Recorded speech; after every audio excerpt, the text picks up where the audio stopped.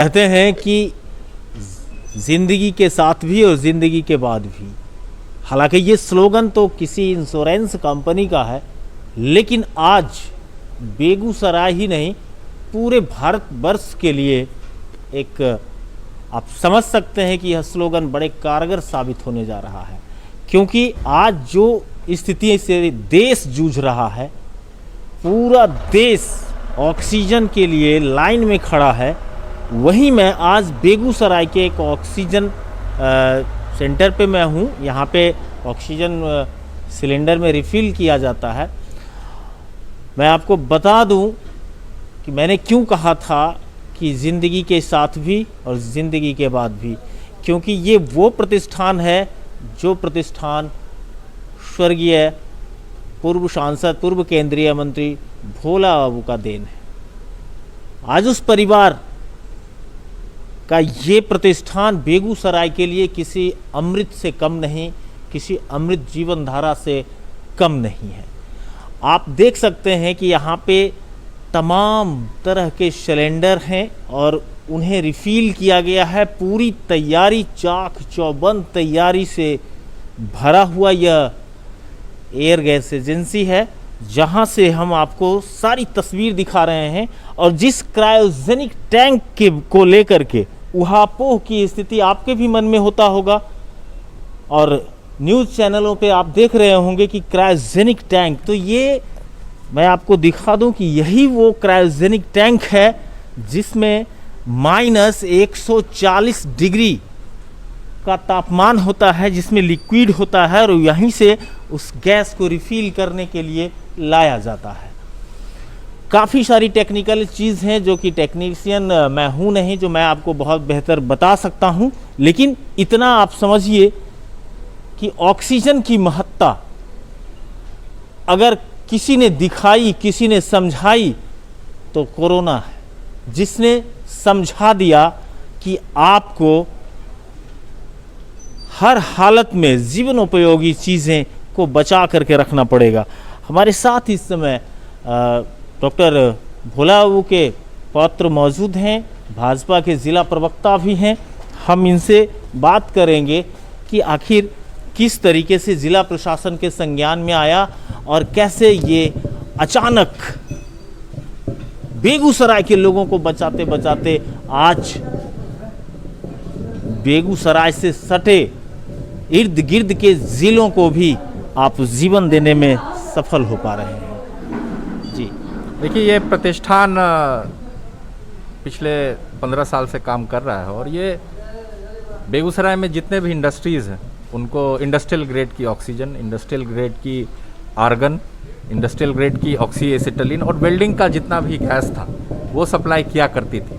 लेकिन जैसे ही महामारी ने विकराल रूप लिया, हमने अपने परिवार में बैठ के ये निर्णय लिया कि इस प्रतिष्ठान को फ़िलहाल इंडस्ट्रियल यूज़ के लिए बंद किया जाए। और हमने जिलाधिकारी से संपर्क करके उनसे निवेदन किया कि आप हमें medical license, medical grade oxygen बनाने का, सप्लाई करने का लाइसेंस दें।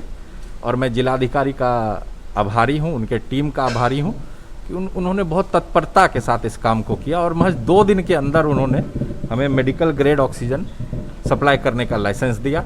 उसके बाद हमने अपने निजी स्तर पे एक बड़े टैंक का व्यवस्था किया जो बोकारो से आया, और उस टैंक में करीब 1200 सिलेंडर भरने की क्षमता की ऑक्सीजन थी।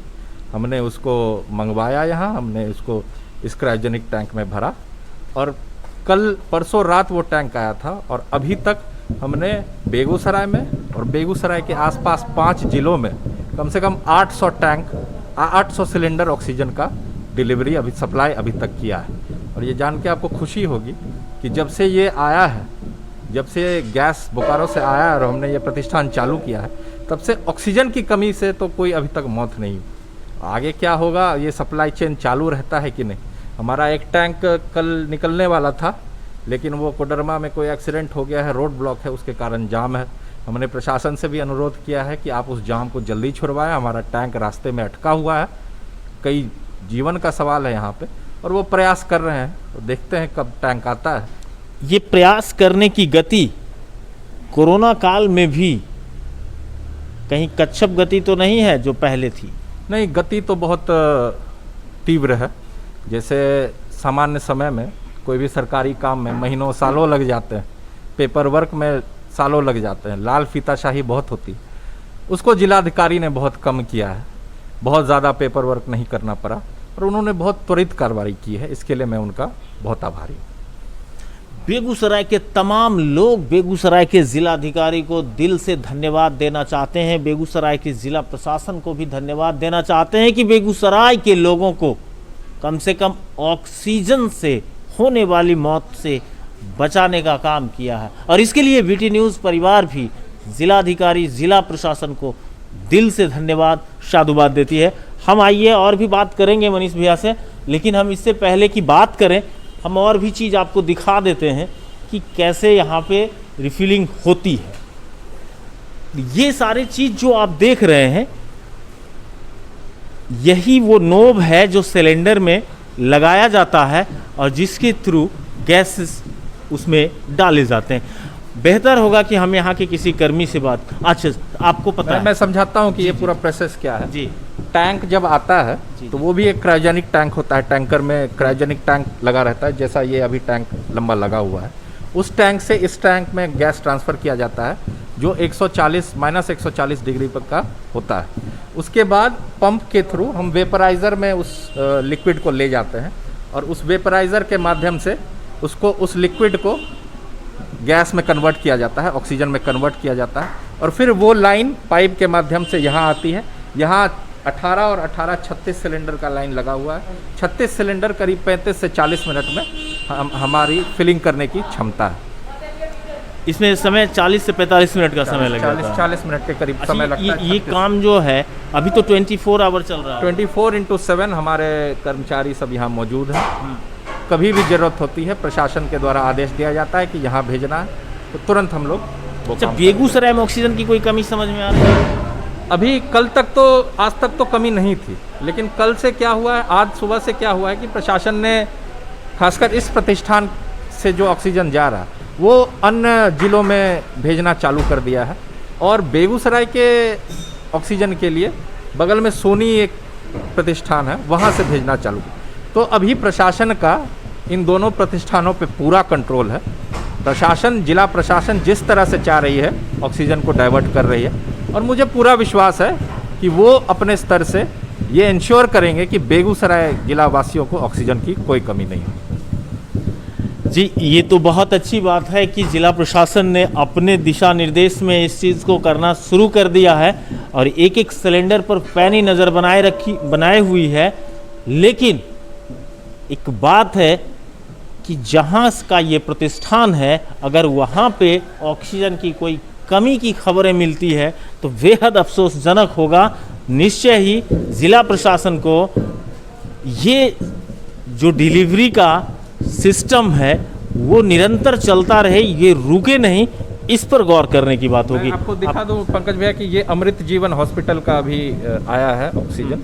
अमृत जीवन में करीब 25 बेड है ऑक्सीजन का और वो सिलेंडर्स आए हैं और इसकी अभी इसमें अभी ऑक्सीजन भरा जाएगा और फिर वहाँ सप्लाई होगा। तो ऐसा नहीं है कि बेगूसराय में हम नहीं कर रहे हैं। हमारा पूरा प्रयास, पहला ध्यान है कि बेगूसराय के लोगों को ऑक्सीजन की कमी से किसी की मौत नहीं, यही हमारा पूरा प्रयास है। लेकिन प्रशासन की भी अलग मजबूरियां हैं, उनको भी इंस्ट्रक्शंस आते हैं कि भाई आप इस जिले में भेजिए, उस जिले में भेजिए, वो भी अपना काम कर रहे हैं। इसका क्या रेट का कुछ क्या रेट? ये 36 रुपये पर क्यूबिक मीटर, बहुत नॉमिनल रेट है। एक बड़ा सिलेंडर है तो 300 रुपये भरने में लगता है और छोटा सिलेंडर है तो 200 रुपये लगता है। वो बहुत नॉमिनल रेट है, जो नॉर्मल रेट है वही रेट पे, कोई ज़्यादा पैसा नहीं लिया जा रहा है, नहीं लिया जा रहा है। ब्लैक मार्केटिंग भी हो रही है? कोई सवाल ही नहीं है ब्लैक मार्केटिंग का। प्रशासन यहाँ पे मौजूद है। अभी जब आप आए तो DCLR की गाड़ी लगी हुई थी यहाँ पे। और जिस तरह का मेरा परिवार है और मेरी बात आपसे नहीं है, मेरी बात मार्केट में जमाखोर कालाबाजारी करने वालों से है कि क्या वो लोग इस तरीके का काम कर भी सकते हैं? इस तरह का अभी तक मैंने बेगूसराय में तो ये नहीं सुना है। दिल्ली में मैंने बहुत सुना है कि एक सिलेंडर 30 हज़ार 40 हज़ार में लोग खरीद रहे हैं, लेकिन बेगूसराय में ये स्थिति अभी तक नहीं आई। लेकिन मैं आपको चेता दूं कि जिस तरह से कोरोना बढ़ रहा है, अगले 1 सप्ताह 2 सप्ताह में ऐसी स्थिति आ सकती है कि लोग त्राहिमाम करें ऑक्सीजन सिलेंडर के लिए और कुछ लोग ब्लैक मार्केटिंग उसका करें। मैं आपके माध्यम से जिलावासियों को और प्रशासन को भी चेताना चाहता हूँ कि ऐसा समय अगले 2-3 सप्ताह में आ सकता है जब मारामारी होगी ऑक्सीजन के लिए। जब संपूर्ण भारत इस वैश्विक महामारी से जूझ रहा है तो ऐसे में हम उन जमाखोरों और कालाबाजारी करने वाले तमाम लोगों से भी निवेदन करेंगे कि वो इस वक्त राष्ट्रहित में जमाखोरी या कालाबाजारी ना करें, क्योंकि पैसे कमाने के लिए ही वो नहीं आए हैं। कुछ ऐसे भी वक्त होते हैं जिस वक्त में आपको पैसे की महत्ता छोड़ करके राष्ट्रहित के लिए, मानव के जीवन के लिए अमूल्य रूप से खड़ा होना पड़ता है। आप बने रहिएगा बीटी न्यूज़ बिहार के साथ और हम आपको दिखाएंगे आज पूरा कोरोना में बेगूसराय की वो हालत जिसके वजह से लॉकडाउन हुआ है और लॉकडाउन का कितना कुछ असर हो रहा है। अगर आप भी आना चाहते हैं सुर्खियों में और यदि है आप में कोई टैलेंट, यदि आप हैं राजनेता या आप बनना चाहते हैं जनता की आवाज और यदि आपकी रुचि है समाज सेवा में, तो आइए हमारे बीटी न्यूज से जुड़ के बनाएं समाज में एक अलग पहचान। BT news Bihar. अधिक जानकारी के लिए 9525111122 पर कॉल करें।